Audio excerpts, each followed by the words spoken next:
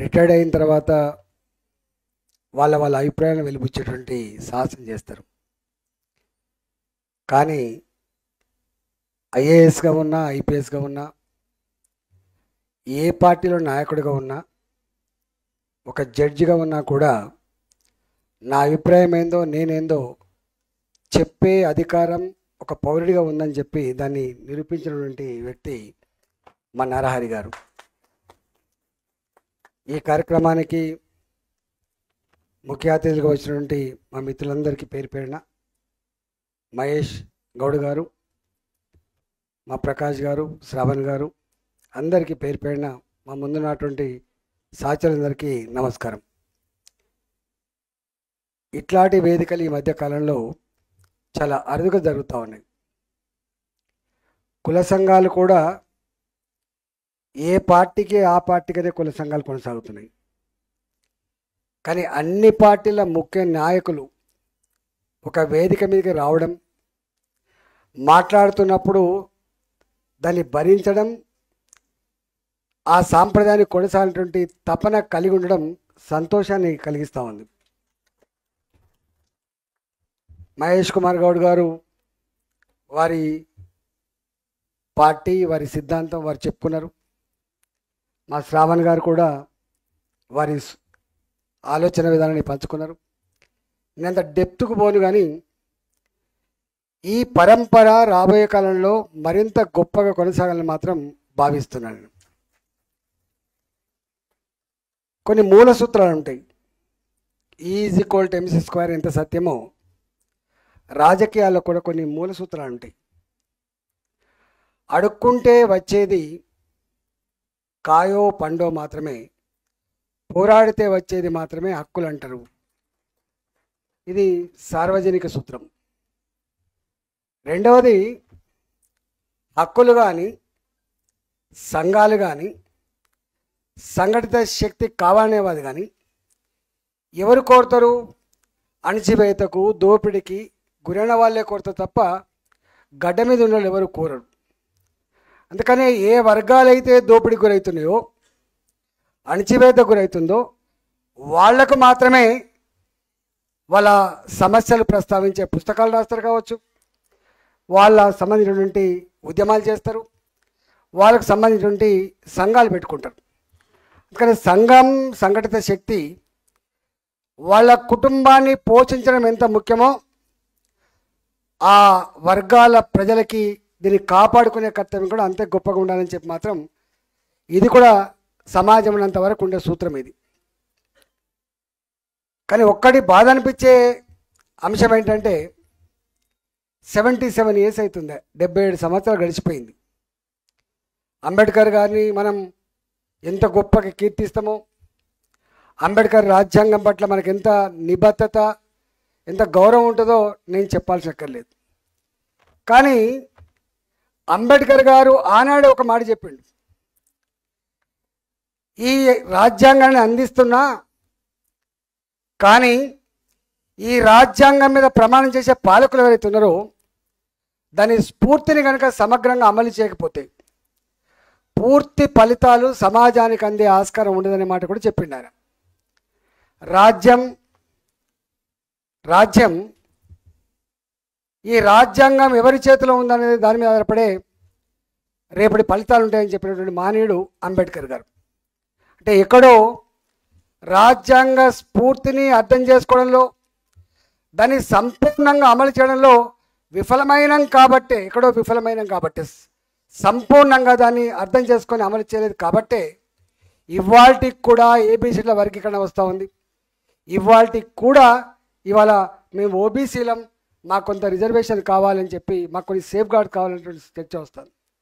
కానీ అంబేద్కర్ గారు మాత్రం ఒక 20 సంవత్సరాల కాలంలో, 30 ఏళ్ల కాలంలో నా దేశం కులాలు లేని, మతాలు లేని, అంతరాలు లేని ఒక సమసమాజం ఏర్పడుతుందని చెప్పి ప్రవచించిండ్రో అది మాత్రం ఇవాళకి అందలే. That is sad part the democracy, Indian democracy. అందువల్ల అంటే వారు చెప్పిన మాట ప్రకారంగానే దాన్ని అర్థం చేసుకోవడంలో, సంపూర్ణంగా అమలు చేయడంలో ఎక్కడో లోపం ఉంది కాబట్టి జరిగింది. నేను అప్పుడప్పుడు ఒక మాట అంటా, అన్నిటికీ మెరిట్ ఉంటుంది, ఇంజనీర్ కావాలన్నా మెరిట్ కావాలి, ఒక ఐఏఎస్ ఆఫీసర్ కావాలన్నా మెరిట్ కావాలి, ఒక ఐపీఎస్ ఆఫీసర్ కావాలన్నా కూడా మెరిట్ కావాలి. కానీ రాజకీయ నాయకులు కూడా మెరిట్ కావాలని చెప్పి అంటున్నాను. మనం రాజకీయ నాయకులు కూడా మెరిట్ కావాలి.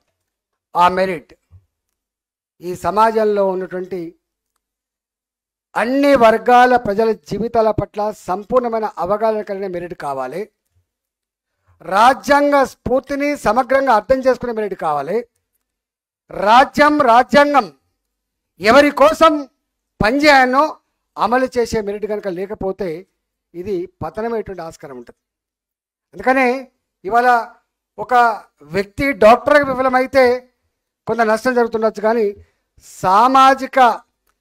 సామాజిక న్యాయాన్ని ఆచరించే పొలిటికల్ సిస్టమ్ కనుక విఫలమైతే సమాజమే కూలిపోద్దడానికి అనేక ఉదంతాలు ఉన్నాయి, మన కళ్ళ ముందు కనపడతా ఉంది. ఇవాళ వారు చెప్పిండ్రు మహేష్ కుమార్ గారు, నేను ఆ లోతులకు పోను. నేను మోడీ గారి గురించి ఒక మాట చెప్పాలనుకున్నాను. వారు ఓబీసీ అంటే కొంతమంది ఇట్లా కాదు అట్లా కాదు ఏం మాట్లాడతారు, అక్కర్లేని సబ్జెక్ట్. ఇక్కడ ఇష్యూ రిజర్వేషన్ల వల్లనే మెరిట్ పోతుందని ఒక చర్చ ఉండే ఇంతకుముందు. ఇవాళ చర్చ లేదు, ఎందుకంటే క్యాపిటల్ ఫీజు వచ్చిన తర్వాత డబ్బులు ఎవరుంటే వాళ్ళు ఇంజనీరింగ్ సీట్ కొనుక్కుంటారు, డబ్బులు ఎవరుంటే వాళ్ళు ఒక మెడికల్ సీట్ కొనుక్కుంటారు, అది వేరే విషయం. ఇలా ఆ మెరిట్ చర్చ లేదు. ఒకప్పుడు ఇది పెద్ద చర్చ జరిగేది, అవమానకరంగా ఉండేది, ఆ చర్చ లేదు. కానీ రాజకీయాలలో ఈ వర్గాలకు అధికారం వస్తే ఎట్లా ఉంటుందో బీహార్లో కర్పూరి ఠాకూర్ గారు వారు చూపించిన స్ఫూర్తి దేశానికే ఒక మార్గాన్ని ఇచ్చింది. ఇవాళ తమిళనాడులో కూడా మనం చూస్తూ ఉన్నాం. ఒక కరుణానిధి, వాళ్ళు ఏ కుటుంబంలో పుట్టింది, ఎక్కడి నుంచి వచ్చిండ్రు, ఇవాళ సామెతలు ఉంటాయి, గివిళ్ళకు కూడా అనేటువంటి సామెతలు ఉంటాయి. వీటన్నిటి కూడా అధిగమించి దేశానికి ఒక మంచి నాయకత్వ లక్షణాన్ని, అందులో మరీ ముఖ్యంగా సామాజిక కోణాన్ని అందించిన మహనీయులు ఇవాళ బీహార్లో చూసినాం, మనం తమిళనాడుకు చూసినాం. ఈ దేశంలో కూడా మనకు తెలుసు ఎలా రాజకీయాలు ఎంత టఫ్గా ఉన్నాయి. ఇంకా టఫెస్ట్ జాబ్ అన్న గ్లోబ్ ఈజ్ పాలిటిక్స్ అంటాం ఇవాళ, టఫెస్ట్ జాబ్ ఇవాళ. కానీ ఆ టఫెస్ట్ జాబ్ అనేటువంటి ఈ రోజులలో ఇంతమంది వారు చెప్పిండ్రు, ఒకప్పుడు విద్యార్థులకు కూడా సంఘాలు ఉండేటివి, సామాజిక స్పృహ ఉండేది. ఇవాళ పెద్దలు ఎట్లయితే స్పందిస్తున్నారో విషయాల మీద విద్యార్థులు కూడా స్పందించే నేచర్ ఉండేది. కానీ అన్ఫార్చునేట్ థింగ్ ఏంటంటే ఇవాళ విద్యార్థి లోకం ఇవాళ కంప్యూటర్ మైకోలో పోతూ ఉంది, ఇంకో అకాడమిక్ ఓరియంటేషన్లో పోతూ ఉంది, లేకపోతే చదువు కుటుంబాన్ని ఓరియంటేషన్ పోతూ ఉంది. సామాజిక స్పృహ తగ్గిపోతున్నటువంటి ఈ కాలం అంటున్నాం మనం. ఇవాళ గా కాలంలో ఇవాళ సంకీర్ణ రాజకీయాలు ఉన్నటువంటి ఈ కాలంలో మోడీ లాంటి వ్యక్తి దేశానికి ప్రధానమంత్రి అయ్యిండు. అయితే ఒక 20 నాకు తెలిసి దేశ చరిత్రలో ఎప్పుడు కూడా ఇంతమంది కేంద్రంలో మంత్రులున్న సందర్భాల్లో ఓబీసీలకు 27 మందిని ఓబీసీ మంత్రులు చేసే చరిత్ర కూడా మోడీ గారికి దక్కింది. ఇవాళ మనం చూస్తూ ఉన్నాం, అంటే సామాన్యుడు, ఆకలితో ఉన్నవాడు, సమస్యల నుంచి వచ్చినవాడు లీడర్ అయితే ఎట్లా ఉంటుందో ఇవాళ దానికి ఒక ప్రత్యక్ష నిదర్శనం దేశంలో మనం చూస్తాం. ఒక 20 ఏళ్ల క్రితం 15 ఏళ్ల క్రితం ఊళ్ళలో పోతూ ఉంటే మనం అటుపక్క ఇటుపక్క రోడ్ల పక్కకు బయలుభూమి పెట్టేటువంటి దరిద్రం ఉండే. ఏ కంప్యూటర్ అని మనం చెప్పుకుంటున్నామో ఇవాళ today is the era of computer science అని చెప్పుకున్నామో, రాకెట్ సైన్స్ యుగం అని చెప్తున్నామో. ఈ రాకెట్ సైన్స్ యుగంలో ఇన్ని లక్షల కోట్ల బడ్జెట్ ఉన్నప్పటికీ కూడా నా గ్రామీణ ప్రాంతాల్లో ఉన్న మహిళలకు కనీసం బయలుభూమి పోవడానికి ఒక టాయిలెట్ లేని పరిస్థితి మనం చూస్తూ ఉన్నాం. ఇవాటికి ఒక గుడి లేని పరిస్థితి మనం చూస్తూ ఉన్నాం. ఎక్కడున్నాం మనం? గా పరిస్థితులలో ఇవాళ అది చిన్నదే కావచ్చు, అది 10,000 రూపాయల 15,000 రూపాయలు కాదు. నా భారతదేశ మహిళల గౌరవాన్ని కాపాడడానికి ఇవాళ స్వచ్ఛ భారత్ కింద టాయిలెట్ కట్టించేటువంటి ఆలోచన చేసినాం. అది ఎన్ని వేల కోట్ల గురించి మాట్లాడుతున్నాం, కానీ అది దాంట్లో ఎంత సుదీర్ఘమైన ఆలోచన ఉంది, ఎంత డిగ్నిటీ ఉందో ఒకసారి అర్థం చేసుకోండి. అంటే సామాన్యుడు, నేను సోషల్ వెల్ఫేర్ హాస్టల్ చదువుకున్నా, నేను చదువుకున్న రోజులలో కటోతో అన్నం కొలిసి పెట్టినప్పుడు, ఆ అన్నంలో పురుగులు వస్తున్నప్పుడు, రాళ్ళు వస్తున్నప్పుడు, ఆ అన్నం ఉడికంది ఉన్నప్పుడు నా కళ్ళలో నీళ్ళు వచ్చేది. నేను రాష్ట్రానికి ఆర్థిక మంత్రి అయినా. నేను ఆర్థిక మంత్రి అయిన తర్వాత నేను ఫస్ట్ తీసుకున్న నిర్ణయం, ఈ పిల్లలకి, ఎదుగుతున్న పిల్లలకి కటోతో పువ్వు కొలిసి పెట్టేటువంటిది ఇంకా ఎక్కడి యుగం ఇది, ఏం కాలం ఇది అని చెప్పి కడప నిండా అన్నం పెట్టే జీవో రావాలి. నంబర్ 1. ఆ జీవోలో ఆ పిల్లలకి బీపీటీ సన్నబియ్యం అన్నమే పెట్టాలి. ఇది ఆనాడు మేము అనుకున్నాం. నేను అనుభవించిన కాబట్టి ఇవాళ దాన్ని అమలు చేసాం. ఇవాళ అంటే సామాన్యులకి, కష్టం నుంచి వచ్చిన వాడికి అధికారం వస్తే ఏమొస్తానికి అనేకం ఉంటాయి. అందులో ఇది ఒకటి. మా జాజల శ్రీనివాస్ గారు ఊకే వచ్చి నాకు దరఖాస్తు ఇచ్చేది నేను ఆర్థిక మంత్రి ఉన్నప్పుడు. అన్న ఈ పని చేయి, ఆ పని, ఇంకెక్కడున్నావు శ్రీనివాస్ అని చెప్పేది. ఇదేమంటాను నేను, నువ్వు ఇంకెక్కడున్నావు, నువ్వు నేనున్నా ఇక్కడ ఆర్థిక మంత్రిని, నేను హాస్టల్ నుంచి వచ్చినాడు కదా, ఇంకా నీలాంటోడు దరఖాస్తులు ఇస్తే దండం పెడితే సమస్య పరిష్కారం ఎందుకు అనుకుంటాను శ్రీనివాస్ గారు? దీనికి ఒక పెద్ద అద్భుతమైనటువంటి ఒక స్ట్రాటజీ ఉన్నది, నువ్వు త్వరలోనే చూస్తావని చెప్తే నవ్విండి ఆయన. నేను స్వయంగా ఒక 40 రోజులు అనుకుంటా, నాకు తెలిసి ఒక 40 days ఏ వర్గాలైతే అసెంబ్లీ మెట్లెక్కలేదో, ఏ వర్గాలైతే అసెంబ్లీ ఇది మాది కాదని చెప్పి వాయించుకునేదో అలాంటి అన్ని కులాలను, దాదాపు 60-70 కులాలు అనుకుంటా నాకు తెలిసి, గింత పరిచయం ఉన్న కులాలను కూడా ఒక 40 రోజుల పాటు వాళ్ళతో మేము ఒక 10-12 గంటలు ప్రతినిత్యం ఇంటరాక్ట్ అయినాము ఇక్కడ ఈ రాష్ట్రంలో. శ్రీనివాస్ గారు తెలుసు. అయిన తర్వాత దాన్ని అంతా క్రోడీకరించుకొని ఏం చేద్దాం శ్రీనివాస్ అంటే, ఏదైనా ఒకటి మేము చేయాలనే ధైర్యం చేసినంటే ఒక 3 రోజుల పాటు ఇది రాష్ట్రంలో, ఈ 3 రోజుల పాటు ఇక్కడ ఉన్నటువంటి స్పీకర్లు ఆనాడు 2 ఓబీసీలే, స్పీకర్ గారు కానీ చైర్మన్ గారు కానీ, ఎంపీలుగా, ఎమ్మెల్సీలుగా, ఎమ్మెల్యేలుగా, మంత్రులుగా ఎవరైతే ఉన్నారో ఆనాడు మేము సొంతంగా ఇనిషియేటివ్ తీసుకొని ఒక 3 days, ఒక 3 రోజుల పాటు ఓబీసీ కాంక్లేవ్ అని దాన్ని పెట్టినాం మేము. అంతే కదా శ్రీనివాస్? 3 days పెట్టినాం. 3 days పెడితే మా ముఖ్యమంత్రి గారు తెలిసింది విషయం, ఏమయ్యేదో పెడుతున్నట్టుంది అంటే, అవును మేము పెడుతున్నాం. ఒక 40 రోజుల పాటు ఒక వర్క్షాప్ పెట్టుకున్నాం మేము. ఆ సమస్యలు ఏదో మాకు అర్థమైనాయి, దానికి ఒక రూపం ఇవ్వాలి, ఒక పరిష్కారం చూపే బాధ్యత మా మీద ఉంది, మరి మేమందరం ఉన్నాం కదా అని చెప్తే నేను కూడా వస్తా అని చెప్పిండు. వారు వచ్చిండ్రు. ఇవాళ అక్కడ పుట్టిందే, అక్కడి నుంచి పుట్టిందే 250 రెసిడెన్షియల్ స్కూళ్లకు శ్రీకారం చుట్టిందనే విషయం మనం మర్చిపోవద్దు. మా శ్రీనివాస్ చెప్పినట్టుగా 2 రెసిడెన్షియల్ స్కూల్, 3 రెసిడెన్షియల్ కాకుండా 250 బీసీ రెసిడెన్షియల్ స్కూళ్లకు అక్కడే పునాది పడ్డది. దానికి కారణం సంఘటిత శక్తి, ఐక్యత ఆనాడు. దాంతోపాటుగా ఆత్మగౌరవ బాణాలు కూడా 70, సరే అది ఇంకా కులాల పరంగా ఉంటామా లేదా నాకు తెలియదు, కానీ నేను చిన్నప్పుడు చూసిన ఇది గౌడ హాస్టల్, ఇది పద్మశాలి హాస్టల్, ఇది వైశ్య హాస్టల్, ఇది వెలమ హాస్టల్.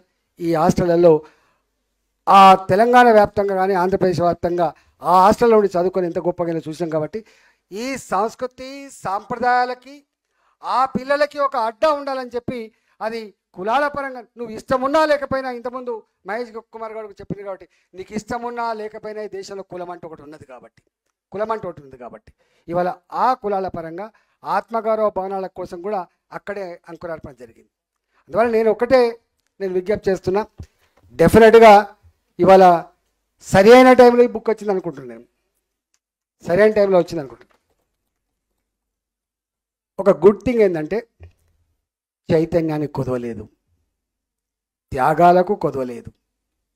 మీరు చెప్తున్న సంపద సృష్టి ఆ కులాలు ఏదైతే చేసినని చెప్పి మా శ్రావణ్ చెప్పిండో, ఇవాళ మనం ప్రవచిస్తున్న జిఎస్డిపి, మనం ప్రవచిస్తున్న జీడిపి ఇవాళ కూడా ఈ వర్గాలే సృష్టిస్తున్న విషయం మనం మర్చిపోవద్దు.